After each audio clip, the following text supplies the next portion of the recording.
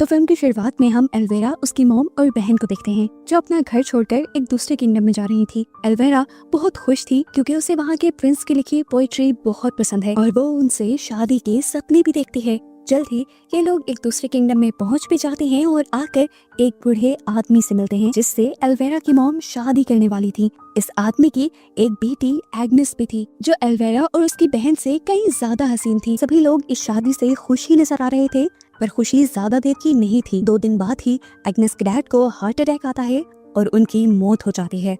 उनकी मौत की खबर सुनकर बहुत से लोग एग्नेस के घर पहुंच जाते हैं जिन्होंने एग्नेस के डैड से पैसे लेने थे। जब उन्हें पता चलता है कि एल्वेरा की मॉम से उनकी शादी हो गई थी तो वो एल्वेरा की मॉम को धमकाते हुए जल्द ही पैसे देने की डिमांड करते हैं, नहीं तो वो उनका ये महल जैसा घर और सारी जमीनें हथिया लेंगे। सच तो ये था कि एल्वेरा की मॉम के पास भी पैसे नहीं थे।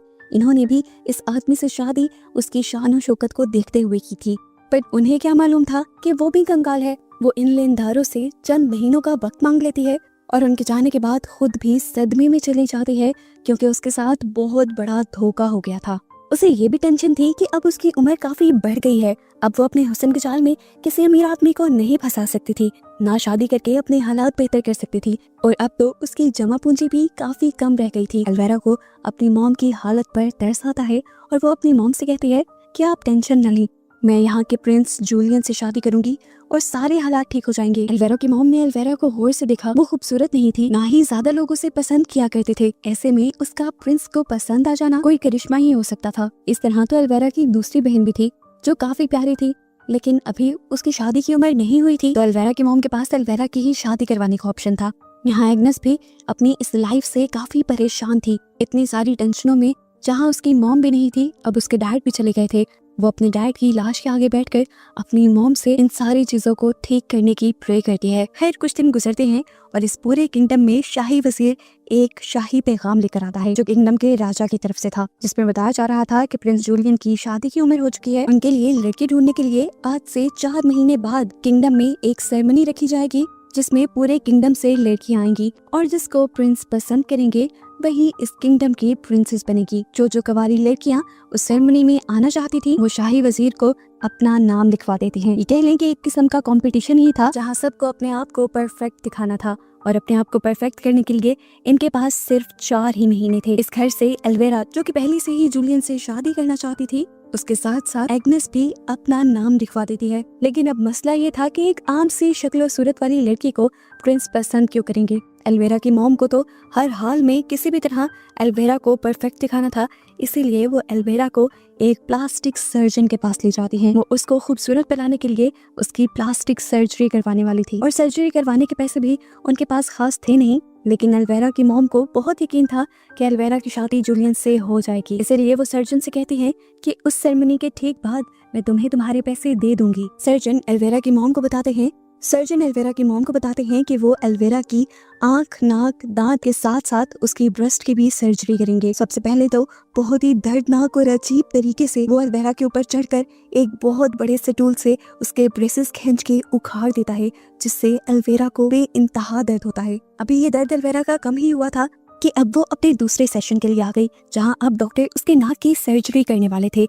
वो उसकी नाक को दरमियान से काटकर हड्डी छोटी करके साइड से भी उसकी नाक को पतला करके नाक के ऊपर अजीब लोहे का मास्क लगा देते हैं, जिससे उसकी नाक खड़ी रहे और जल्दी शेप में आ जाए। ये सारा प्रोसेस इंतहाई दर्दनाक था, लेकिन एल्वेरा सिर्फ खूबसूरत बनने के लिए सह रही थी। खूबसूरती के साथ साथ एल्वेरा की शाही ट्रेनिंग भी जरूरी थी, इसीलिए उन्हें एक ऐसे स्कूल में लेकर जाया जाता है जहां पर मैनर्स और बॉल डांस सिखाया जाना था। इसी स्कूल में हम देखते हैं कि एग्नेस पहले से ही आ चुकी थी। मिस सोफी आकर सबको बताती हैं कि वो और उनके साथ ही उनको मैनर्स सिखाएंगे, चलने फिरने के, बोलने के और उठने बैठने के, और साथ में बॉल डांस भी। पर इतनी मेहनत के बाद भी सब लड़कियां उस सेरेमनी में नहीं जा पाएंगी। सिलेक्ट हुई सिर्फ 16 लड़कियों को ही आगे बढ़ने का मौका दिया जाएगा और वही उस सेरेमनी में जाएंगी। जल्द ही इनकी प्रैक्टिस शुरू कर दी जाती है। दिन गुजरते रहते हैं और हर दिन मिस सोफी देखते हैं कि एग्नेस यानी एल्वेरा की स्टेप सिस्टर, एल्वेरा से तो क्या पूरे ग्रुप से हर मामले में अच्छी थी। बहुत से मैनर्स उसे पहले से ही आते थे, उसका डांस भी बहुत अच्छा था और खूबसूरत तो वो बेइंतहा थी, वो भी नेचुरली। इसलिए मिस सोफी ये देखते हुए एग्नेस को फ्रंट पे ले आते हैं और एल्वेरा को बिल्कुल आखिरी लाइन में खड़ा कर देते, जहाँ पर कम खूबसूरत लड़कियों को खड़ा किया जाता है। अब एग्नेस और एल्वेरा घर आ जाते हैं और एग्नेस एल्वेरा की मॉम से रिक्वेस्ट करती हैं कि अब हमें मेरे डैड का फ्यूनरल कर देना चाहिए, हमें उनकी बॉडी को दफनाने की ज़रूरत है क्योंकि उनकी बॉडी सड़ने लगी है। तो इसके जवाब में एल्वेरा की मॉम उससे कहती हैं, मेरे पास इतने पैसे नहीं कि मैं वो फ्यूनरल कर सकूं, मैं अपने बचे हुए पैसे अपनी बेटी पर खर्च करना चाहती हूँ और तुम्हारे डैड का फ्यूनरल तो अब एल्वेरा के सिलेक्ट होने के बाद ही होगा। एल्वेरा ये बात सुनकर ये समझ जाती है कि उसकी मॉम को उससे बहुत ज़्यादा एक्सपेक्टेशन है, इसीलिए वो ज़्यादा मेहनत करना भी शुरू कर देती है और आहिस्ता आहिस्ता पिछली लाइंस में से आगे आने लगती है। फाइनली इनकी ये 40 दिन की ट्रेनिंग भी कंप्लीट हो जाती है और आज वो दिन आ जाता है जब मिस सूफी और इनकी साथी ने उन 16 लड़कियों के नाम अनाउंस करने थे जो आखिर उस सेरेमनी में जाने के लिए सिलेक्ट हुई थी। एल्वेरा जब लिस्ट देखती है तो वो शौक रह जाती है कि एग्नेस का नाम इस लिस्ट में सबसे ऊपर था और एल्वेरा का नाम सबसे नीचे। लेकिन सब लोग एल्वेरा के सबसे नीचे होने पर भी हैरान थे क्योंकि फुल टाइम उसके नाक पे एक पट्टी बंधी हुई थी जो उसकी खूबसूरती पे एक बहुत बड़ा धब्बा थी। अब इन 16 लड़कियों की अगली ट्रेनिंग शुरू कर दी जाती है। जब इन लड़कियों को पॉल डांस सिखाया जा रहा था तो एल्वेरा इतने अच्छे से वो नहीं कर पा रही थी जितने अच्छे से एग्नेस कर रही थी, इसीलिए एल्वेरा को वो पीछे कर देती है और यहाँ पर एल्वेरा फील करती है कि मिस सोफी उसके साथ काफी रूड हो रही हैं और यहाँ पर मिस सोफी उसे बता भी देती है कि तुम्हारा सिलेक्शन यहाँ तुम्हारे बल पे नहीं हुआ बल्कि तुम्हारी मॉम के पैसों के बल पे हुआ है, तुम्हारी मॉम ने तुम्हारा सिलेक्शन करवाने के लिए पैसे दिए थे। ये सुनकर एल्वेरा और दुखी हो जाती है क्योंकि उसमें वो बात ही नहीं थी जो किसी को पसंद आए। घर पर एल्वेरा की मॉम एल्वेरा के लिए एक डिजाइनर को बुलवाती हैं ताकि उसके लिए बेहतरीन से बेहतरीन सूट बनाए जा सके, लेकिन यहाँ पर देखा जाता है कि एल्वेरा काफी मोटी है क्योंकि वो बहुत ज्यादा खाना खाती थी। अब डिजाइनर एल्वेरा की मॉम से कहते हैं कि अगर उसे खूबसूरत कपड़े पहनने हैं तो उसे पतला होना पड़ेगा, इसीलिए एल्वेरा की मॉम उसे डाइट करवाना शुरू कर देती हैं और खाने में सिर्फ उसे नींबू पानी देती हैं ताकि जल्द ही उसका वेट लॉस हो। अगले दिन हम देखते हैं कि मिस सोफी 16 की 16 लड़कियों से अलग-अलग मिल रही थी। वो उनसे बात करके उनकी अंदर की खूबसूरती जानना चाहती थी। यहाँ पर भी एग्नेस पहली पोजीशन ले जाती है। वो एल्वेरा से आकर मिलती हैं और उससे बात करती हैं तो उसकी सोच सुनकर उन्हें उस पर तरस आने लग जाता है कि किस तरह सोसाइटी में फिट होने के लिए वो तकलीफ सह रही थी और मेहनत कर रही थी और इस पूरे टाइम में वो जब से यहाँ थी सबकी तरफ से मजाक बनाए जाने के बावजूद भी आज भी वो हिम्मत से खड़ी थी और अभी भी अपनी सिलेक्शन की उम्मीद लिए खड़ी। मिस सोफी को उस पर रहम आ जाता है और वो उसकी मदद करने के लिए उसकी सेहतमंद बॉडी को पतला करने के लिए उसे एक सीक्रेट चीज देती है। अब इसके अंदर क्या था ये हमें तब पता चलता है जब एल्वेरा इसे अपनी बहन को दिखाती है। इसके अंदर एक टेप वर्म का एग था। वो बताती है कि मिस सोफी ने मुझसे कहा है कि मैं अगर इसे खा लूंगी तो इसको खाने के बाद मैं जितना कुछ भी खाती रहूंगी मेरा वजन कम रहेगा और मैं जल्द ही पतली हो जाऊंगी और एक मरतबा मेरी शादी प्रिंस जूलियन से हो गई तो मैं ये एंटीडोट खाकर अपने अंदर के टेपवर्म को मार दूंगी। ये सारी बातें तो एल्वेरा को मिस सोफी ने बताई थी, लेकिन एल्वेरा को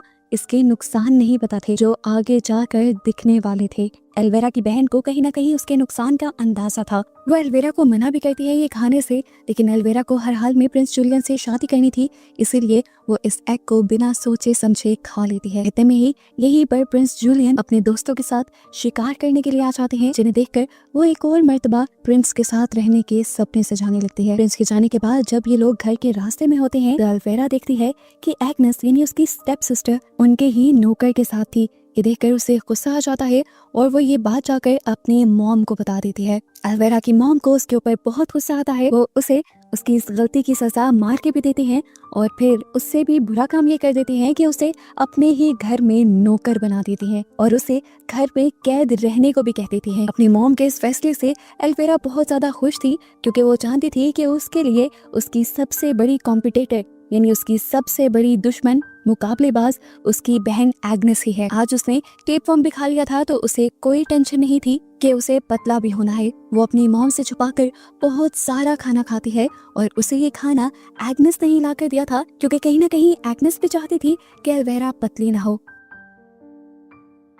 अब कहानी में 3 महीने का वक्त गुजर जाता है। फाइनली एल्वेरा के नाक से उसका ये मास्क हट जाता है और दिखाया जाता है कि उसका नाक बहुत ही खूबसूरत शेप में आया था।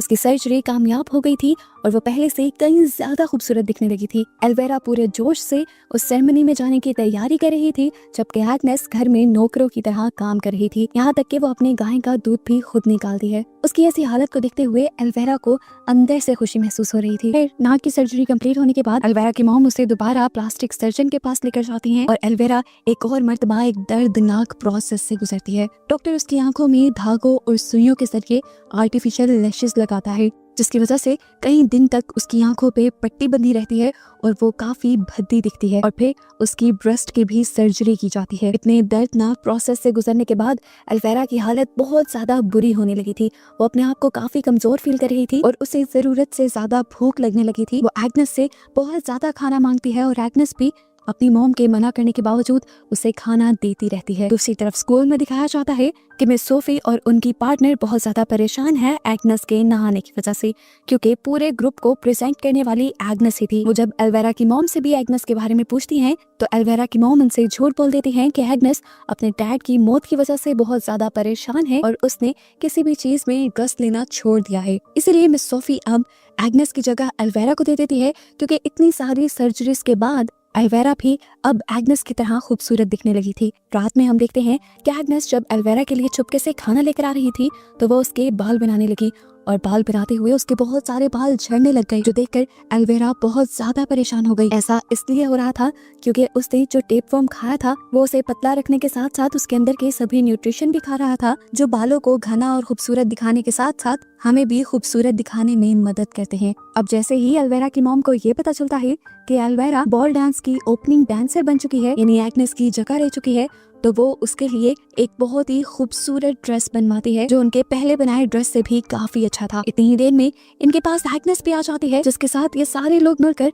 बहुत बुरा सलूक करते हैं, क्योंकि एग्नेस को देखकर ये सारे जल रहे थे। एग्नेस के पास नेचुरल खूबसूरती जो थी, डिजाइनर एल्वेरा को जब ड्रेस पहना रहा था तब उसे भी पता चल गया कि एल्वेरा के बाल झड़ रहे हैं, इसीलिए वो एल्वेरा के लिए एक विग भी बना लाता है, जिससे उसकी इस बदसूरती को भी छुपाया जा सके। यहाँ एग्नेस ने भी अब फैसला कर लिया था कि वो बॉल डांस में जाएगी जरूर, इसीलिए वो अपनी मॉम का बॉल डांस गाउन निकाल लेती है। ये गाउन बहुत ही ज्यादा खूबसूरत थी और कीमती भी, क्योंकि किसी टाइम पर एग्नेस की मॉम यहाँ की सबसे खूबसूरत और सबसे अमीर लेडी हुआ करती थी। एल्वेरा की नजर जैसे ही उसके इस गाउन पे पड़ती है तो वो जलसी से पागल हो जाती है और पकड़कर उसका पूरा गाउन ही फाड़ देती है। अपने गाउन के फटते ही एग्नेस पूरी तरह से टूट गई थी। वो अपने गाउन को लेकर अपनी डैड की सड़ती हुई बॉडी के पास जाकर रोने लग जाती है, क्योंकि उसके पास अब कोई और चारा नहीं था इस कैद से निकलने का।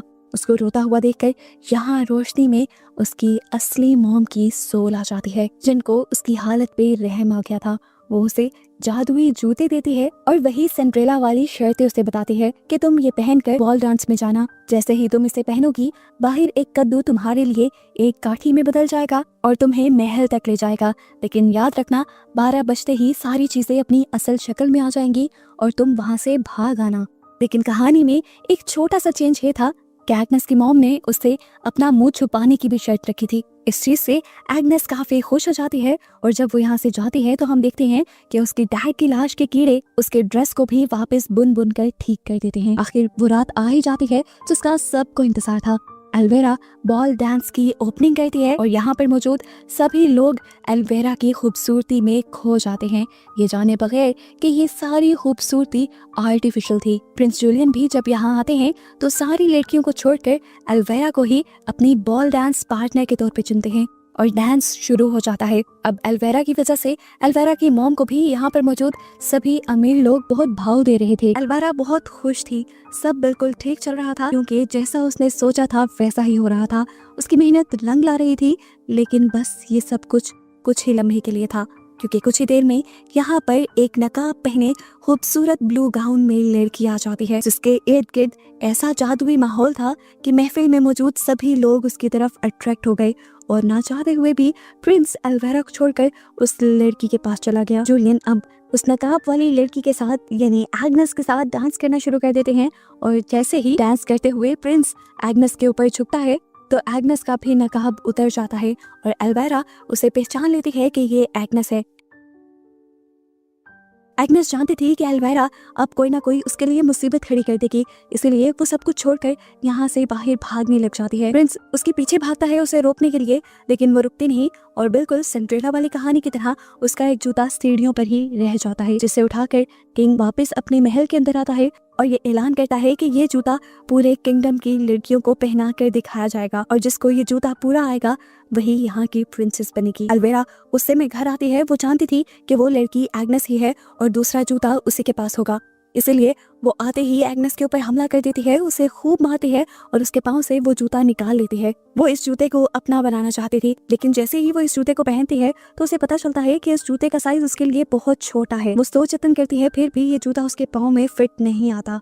ये जूता उसे इसलिए भी पूरा नहीं आ रहा था क्योंकि ये एक जादुई जूता था जो सिर्फ एग्नेस के ही पाँव में पूरा आने वाला था, क्योंकि ये उसे एग्नेस की मॉम ने दिया था। लेकिन अनजान और जुनून में आई एल्वेरा इस जूते में पूरा आने के लिए अपना पाँव काटने का फैसला कर देती है और एक बड़ा सा चाकू लेकर जोर से अपने पाँव पे मारती है, जिससे उसकी सारी उंगलियां कट जाती हैं। उसे बहुत ज्यादा दर्द सहना पड़ता है, जिस दर्द से वो बेहोश भी हो जाती है। उसकी ये हालत देखते हुए यहाँ पर उसकी मॉम और बहन आ जाती हैं और उसकी बहन को एल्वेरा पे बहुत तरस आता है कि उसने सिर्फ प्रिंस से शादी करने के लिए कितने जतन किए, कितनी तकलीफें सही। जब वो बेहोश थी तो उसकी बहन ने उसकी मॉम को बताया कि इस टाइम एल्वेरा ने गलत पाँव काट लिया था, प्रिंस के पास जो जूता था वो दूसरे पाँव का था। ये सुनकर एल्वेरा की लालची मॉम उसकी बेहोशी में ही उसका दूसरा पाँव काटने का फैसला करती है और पहले वाले ही चाकू लेकर वो उसके दूसरे पाँव की भी सारी उंगलियां काट देती है। ये देखकर एल्वेरा की बहन शॉक में रह गई। उसे यकीन नहीं आ रहा था अपनी मॉम पे कि उसकी मॉम पैसों की इतनी लालची हो सकती है कि पैसों के लिए किसी भी हद तक कर सकती है, यहाँ तक कि वो अपनी बेटी को तकलीफ भी दे सकती है। उसे ये बात पता चल गई थी कि उसकी मॉम पागल है। एल्वेरा अब दर्द में लेटी हुई थी। 2 दिन गुजर जाते हैं और उसकी आंख एक अनाउंसमेंट से खुलती है जिसमें बताया जा रहा था कि प्रिंस जूलियन खुद उनके घर की तरफ आ रहे हैं उस जूते को चेक करने के लिए। दर्द में घिरी एल्वेरा किसी तरह उठती है और यहाँ से जाने की कोशिश करती है, पर उससे चला नहीं जा रहा था। वो बेड से नीचे भी गिर गई, खड़ा उससे हुआ नहीं जा रहा था, तो वो रेंगते रेंगते बाहर की तरफ आई। अब उसे सीढ़ियों से नीचे जाना था। वो जब घसीट कर नीचे उतरने की कोशिश करती है तो धड़ाधड़ सीढ़ियों से नीचे गिर जाती है और बहुत ज्यादा जख्मी हो जाती है। उसका मुंह उल्टा था और अपने उल्टे मुंह से वो देखती है कि एग्नेस वही गाउन पहने खड़ी थी जो गाउन उसने खुद एग्नेस का फाड़ा था, और अब वो गाउन पहले से कहीं ज्यादा खूबसूरत हो गया था। इतने में ही यहाँ पर प्रिंस जूलियन आ जाते हैं और सबसे जूता पहनने की रिक्वेस्ट करते हैं। एग्नेस वो जूता पहनती है और उसे वो जूता फिट भी आ जाता है, जिसकी वजह से प्रिंस जूलियन को ये पता चल जाता है कि उस दिन डांस करने वाली लड़की एग्नेस ही थी। वो उसके साथ शादी करने का फैसला करते हैं और उसको यहाँ से ले जाने लगते हैं। ये देखते हुए एल्वेरा फूट फूट कर रोने लग जाती है। उसके दुख का बुरा हाल था, उसने कितने दुख सहे, कितने जतन किए, लेकिन फिर भी वो प्रिंस को हासिल ना कर सकी। उसकी हालत देखते हुए यहाँ उसकी बहन आती है जिसे उसके ऊपर बहुत ज्यादा तरस आ रहा था। वो एल्वेरा को जल्दी से वो एंटीडोट पिलाती है जो उसे मिस सोफी ने दिया था उसके अंदर के टेप वर्म को मारने के लिए। इस एंटीडोट के पीते ही उसे उल्टी होती है, जिससे उसके अंदर का टेप वर्म बाहर निकलने लगता है। उसकी बहन खींच खींच कर इस पूरे टेप वर्म को बाहर निकाल देती है और एल्वेरा की हालत पहले से कुछ बेहतर हो जाती है। जिसके बाद एल्वेरा की बहन एल्वेरा को मोटे कपड़े पहनाकर अपने साथ यहाँ से भागने को कहती है, क्योंकि वो जानती थी कि उसकी मॉम पैसे के पीछे पागल हैं और ऐसे में वो उन्हें नुकसान भी पहुंचा सकती हैं। अपने आप को बचाने के लिए ये दोनों बहनें अपनी मॉम को छोड़कर यहाँ से भाग जाती हैं ताकि वो अपनी आगे की जिंदगी आसानी से जी सकें और अपनी लालची मॉम के बहकावे में आके एल्वेरा की तरह और ज्यादा गलत काम ना करें। इनको उस महल से दूर जाता दिखाते हुए ही ये कहानी यहाँ पर खत्म हो जाती है।